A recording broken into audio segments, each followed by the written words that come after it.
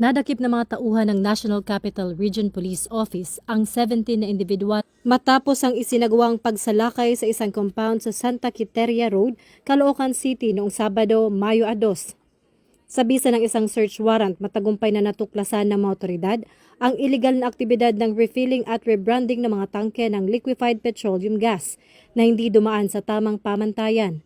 Nakumpiska sa operasyon ang iba't ibang kagamitan tulad ng mga tanker, timbangan, pintura at mga huwad na selyo. Habang naharap naman ang mga sospek sa paglabag sa Republic Act 11592 o ang LPG Industry Regulation Act. Pinatunayan nito ang dedikasyon ng kapulisan na sugpuin ang mga sindikatong nagpapatakbo ng mga iligal na negosyo na sumisira sa patas na kalakalan sa bansa. Kasabay ng tagumpay na ito, muling nagpaalala ang pamunuan ng NCRPO sa publiko na maging mapanuri sa pagbili ng mga produktong LPG upang maiwasan ang banta ng sunog at iba pang panganib sa kaligtasan.